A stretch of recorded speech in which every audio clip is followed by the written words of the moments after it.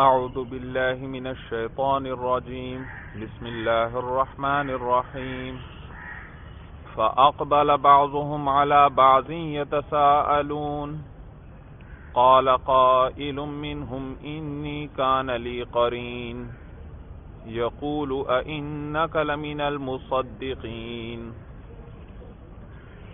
بھئی جنتیوں کا ذکر چل رہا تھا بھئی،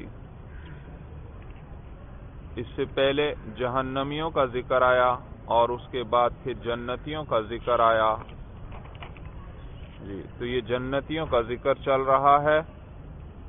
اللہ فرماتے ہیں فَأَقْبَلَ بَعْضُهُمْ عَلَى بَعْضٍ يَتَسَاءَلُونَ، پس متوجہ ہوں گے ان میں سے بعض پر، یتساءلون پوچھیں گے، یعنی باہم ایک دوسرے سے پوچھیں گے، یعنی جنتی بیٹھے ہوں گے اور آپس میں ایک دوسرے سے باتیں کر رہے ہوں گے۔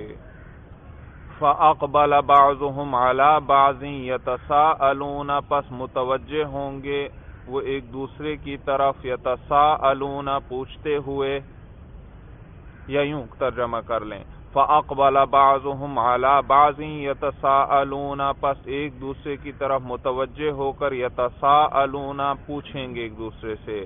قال قائل منہم، کہے گا ایک کہنے والا ان میں سے، انی کان لی قرین، کہ بے شک میرا ایک ساتھی تھا۔ قرین کہتے ہیں ساتھی کو، ہم نشین کو۔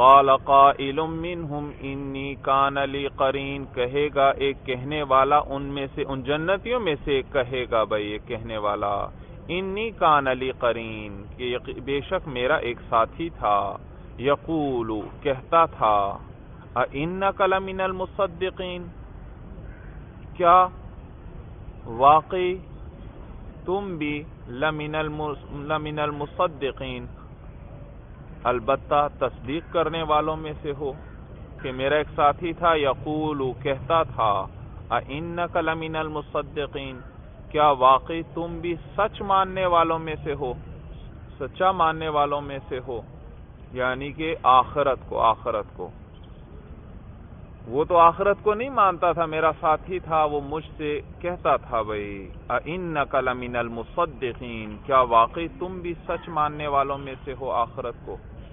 معنی سمجھ میں آ گیا بھئی؟ اَإِذَا مِتْنَا وَكُنَّا تُرَابًا وَعِظَامًا اَإِنَّا لَمَدِينُونَ، کیا جب ہم مر جائیں گے، وَكُنَّا تُرَابًا وَعِظَامًا، اور ہم مٹی اور ہڈیاں ہو جائیں گے، اِنَّا لَمَدِينُونَ، کیا یقیناً ہم جزا دیے جائیں گے، بدلہ دیے جائیں گے۔ مدین مبیع وزن پر ہے بھئی، اس میں مفعول کا صیغہ، مدینون جن کو بدلہ دیا گیا ہو، جن کو بدلہ دیا جائے بھئی۔ لفظی ترجمہ سمجھ میں آیا بھئی؟ اِنَّا لَمَدِينُونَ، کیا ہم بدلہ دیے جائیں گے، یعنی کیا ہمیں بدلہ دیا جائے گا ہمیں۔ قال قائل منہم انی کان لی قرین، کہے گا ان میں سے ایک کہنے والا کہ میرا ایک ساتھی تھا، یقول کہتا تھا، اِنَّكَ لَمِنَ الْمُصَدِّقِينَ، کیا واقعی تم بھی سچ ماننے والوں میں سے ہو آخرت کو۔ اِذَا مِتْنَا وَكُنَّا، کیا جب ہم مر جائیں گے اور مٹی اور ہڈیاں ہو جائیں گے، کیا واقعی ہمیں بدلہ دیا جائے گا۔ قَالَ هَلْ أَنْتُمْ مُطَّلِعُونَ، اب وہ جنتی یہ اس کی بات سنا رہا تھا، پھر اپنے ساتھیوں سے طرف کو کہے گا، هَلْ أَنْتُمْ مُطَّلِعُونَ، اطلاع کے معنی ہوتے ہیں اوپر سے کسی کو دیکھنا بھائی، اوپر کی جانب سے۔ آپ بھائی ایک اونچی جگہ پر ہیں، کوئی نیچے کی طرف ہے، آپ اس کی طرف جھانک کر جو دیکھتے ہیں، اس کو کیا کہتے ہیں عربی میں؟ اطلاع، اوپر سے نیچے کی طرف کسی کو جھانک کر دیکھنا۔ قال، تو وہ کہے گا، هل انتم مطلعون، اپنے باقی ساتھیوں سے کہے گا وہ جنتی جو یہ بات سنا رہا تھا، هل انتم مطلعون، کیا تم جھانک کر اسے دیکھو گے، کیا تم جھانک کر دیکھو گے، یعنی اس سے کیا تم جھانک کر دیکھو گے، یعنی کیا تم اسے جھانک کر دیکھنا چاہتے ہو جہنم میں۔ وہ تو آخرت کو نہیں مانتا تھا، تو یقیناً کہاں ہوگا؟ جہنم میں ہوگا، تو کیا تم اسے جھانک کر دیکھنا چاہتے ہو؟ تو یہ قول ہے اس جنتی کا، وہ اپنے ساتھیوں سے کہہ رہا ہے بھائی، یا یہ فرشتے ان سے کہیں گے یا اللہ فرمائیں گے بھائی، کیا تم اس کو جھانک کر دیکھنا چاہتے ہو؟ وہ جو دنیا میں تمہیں کہا کرتا تھا، کہ تم پہ حیرت کا اظہار کرتا تھا اور کہتا تھا کیا واقعی تم آخرت کو مانتے ہو، اور یرحمک اللہ، اور جو آخرت کا انکار کرتا تھا، جزا و سزا کا انکار کرتا تھا، کیا تم اسے جھانک کر دیکھنا چاہتے ہو؟ قال هل انتم مطلعون، کیا تم اسے جھانک کر دیکھنا چاہتے ہو؟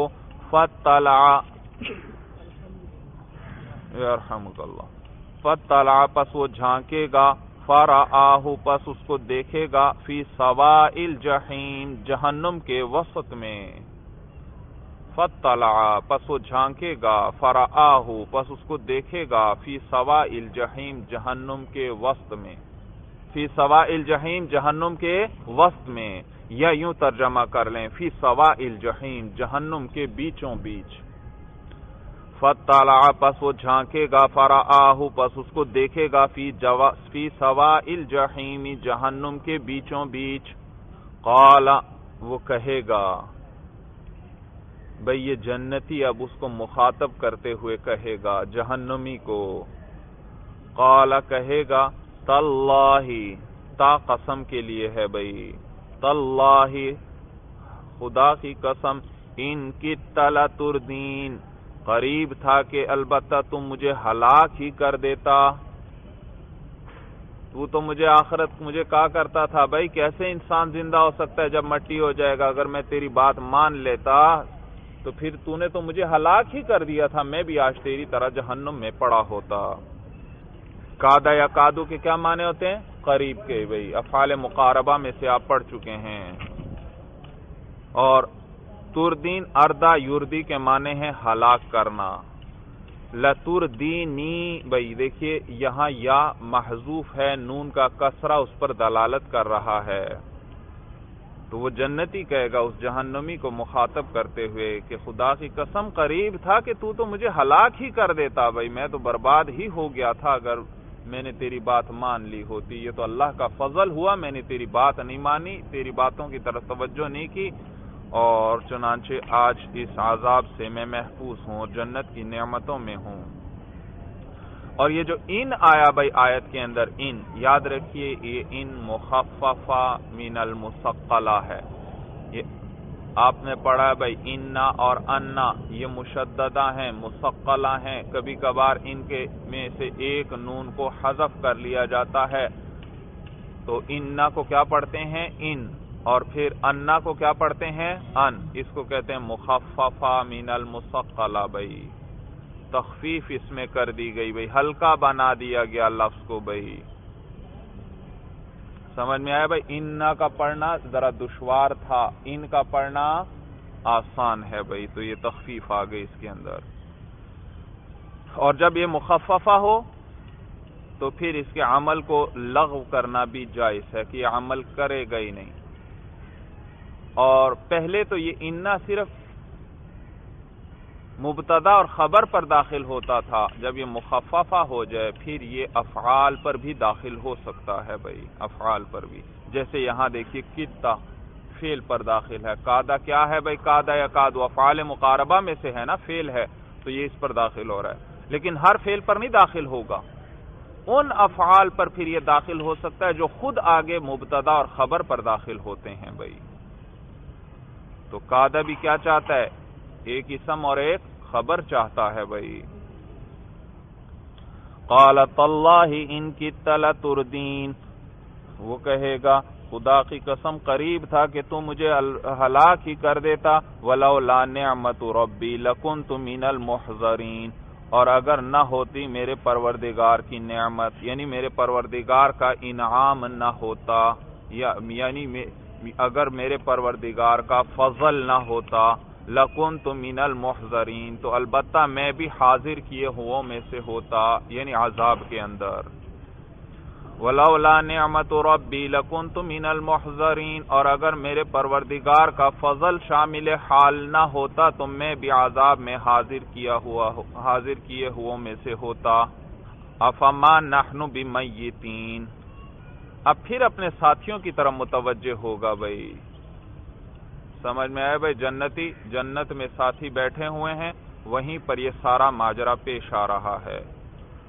اب اپنے ساتھیوں کی طرف متوجہ ہوگا بھائی، توجہ ہوگی اس کی اچانک کہ بھائی جنت میں تو اب کبھی موت آنی نہیں، اللہ تعالیٰ فرماتے ہیں، تو خوشی سے، سرور کی وجہ سے، اتنی عظیم خوشی بھائی، نعمتیں، اتنی نعمتیں مل گئیں اور پھر اس کے بعد کبھی ان نعمتوں نے ختم ہی نہیں ہونا، موت نے کبھی آنا ہی نہیں ہے بھائی، تو کیا سرور ہوگا، کیا خوشی ہوگی جسے لفظوں میں ہی بیان نہیں کیا جا سکتا بھائی، کوئی پریشانی غم اس کے بعد کبھی آنا ہی نہیں بھائی۔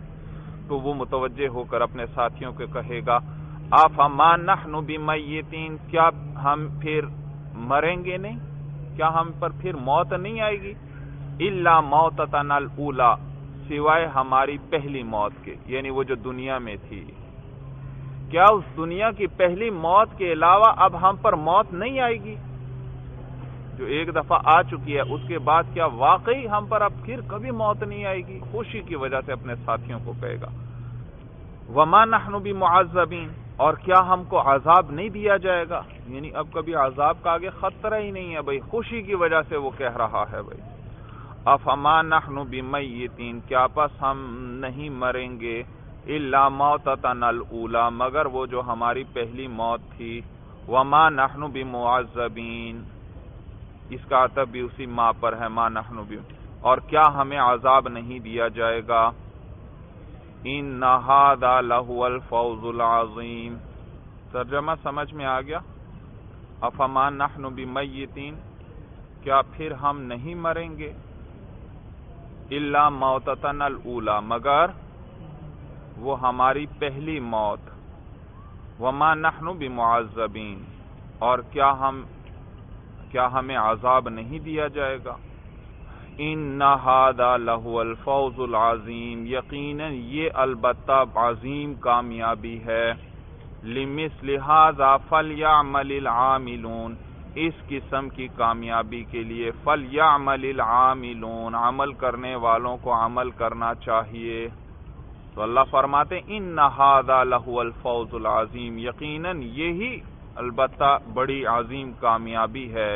لِمِثْلِ هَذَا فَلْيَعْمَلِ الْعَامِلُونَ، ہذا اشارہ کس کی طرف؟ فوز کی طرف، اس جیسی کامیابی کے لیے فَلْيَعْمَلِ الْعَامِلُونَ، عمل کرنے والوں کو عمل کرنا چاہیے۔ أَذَلِكَ خَيْرٌ نُزُلًا أَمْ شَجَرَةُ الزَّقُّومِ، کیا یہ بہتر ہے، نزل کہتے ہیں مہمان نوازی کو بھائی، أَذَلِكَ خَيْرٌ نُزُلًا، کیا یہ بہتر ہے باعتبار مہمان نوازی کے، أَمْ شَجَرَةُ الزَّقُّومِ، یا زقوم کا درخت، کیا یہ بہتر ہے مہمان نوازی کے اعتبار سے، یہ جو ہم نے پیچھے نعمتیں ذکر کر دیں جنتیوں کی، أَمْ شَجَرَةُ الزَّقُّومِ، یا زقوم کا درخت بھائی۔ علماء نے بعض نے لکھا کہ نزل مہمان نوازی، مہمان کے آنے پر جو ابتدا میں چیزیں اس کے سامنے پیش کی جائیں، یہ نزل ہے بھائی، یعنی ابتدائی آؤ بھگت جو ہوتی ہے اس کو کیا کہتے ہیں؟ نزل۔ تو یہ جو پیچھے ذکر ہوا، جنت کی نعمتیں ذکر ہوئیں، وہ ان پر شراب کے جام پیش کیے جائیں گے اور دودھ سے زیادہ سفید اور سراپا لذت جو ہوگی ایسی شراب، اور حوریں ہیں ان کی، اور پھر وہ اسی طرح یہ نعمتیں جو ہیں، یہ یعنی ابتدا کی یہ نعمتیں ہیں، تو آگے کی کیا ہوں گی خود ہی اس سے اندازہ لگا لیجئے بھائی، کیا کیا نعمتیں ہوں گی وہ اللہ ہی جانتے ہیں بھائی۔ أَذَلِكَ خَيْرٌ نُزُلًا أَمْ شَجَرَةُ الزَّقُّومِ، کیا یہ بہتر ہے مہمان نوازی کے اعتبار سے، أَمْ شَجَرَةُ الزَّقُّومِ، یا زقوم کا درخت۔ زقوم ایک درخت ہے بھائی جہنم کے اندر، آگے تفصیل اسی کی آ رہی ہے۔ انا جعلناها فتنة للظالمین، یقیناً ہم نے بنایا ہے اس درخت کو آزمائش ظلم کرنے والوں کے لیے، ہم نے اس درخت کو ظلم کرنے والوں کے لیے آزمائش بنا دیا ہے۔ دنیاوی اعتبار سے بھی آزمائش ہے اور آخرت کے اعتبار سے بھی آزمائش ہے۔ دنیاوی اعتبار سے آزمائش ہے بھائی ان کفار کے لیے کہ ان کے سامنے اس کو ذکر کیا گیا تو مانتے ہی نہیں ہیں بھائی کہ جہنم میں، بھائی آپ کہتے ہیں جہنم تو آگ ہی آگ ہے، درخت آگ کے اندر کیسے ہو سکتا ہے؟ آگ تو درخت کو جلا دیتی ہے، ختم کر دیتی ہے۔ تو دنیاوی اعتبار سے اس کو تسلیم کرنا بھی ان کے لیے ایک آزمائش ہے بھائی، اور اخروی اعتبار سے تو ہے ہی آزمائش کہ آگے تفصیل آ رہی ہے کتنی بڑی آزمائش ہے ان کے لیے، کتنی تکلیف کا باعث ہے۔ انا جعلناها فتنة للظالمین، یقیناً اس درخت کو ہم نے آزمائش بنایا ہے ظلم کرنے والوں کے لیے۔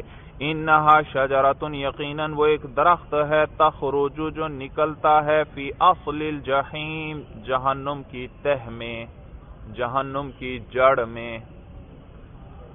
وہ ایک درخت ہے، کہاں سے نکلتا ہے؟ جہنم کی جڑ سے، یعنی جہنم کی تہ سے نکلتا ہے، وہاں یعنی وہاں سے جڑیں اس کی وہاں سے پیدا ہوتا ہے، اور تو جڑیں وہاں ہوں گی اور اس کی شاخیں وہ پھیلی ہوئی ہوں گی جہنم میں بھائی۔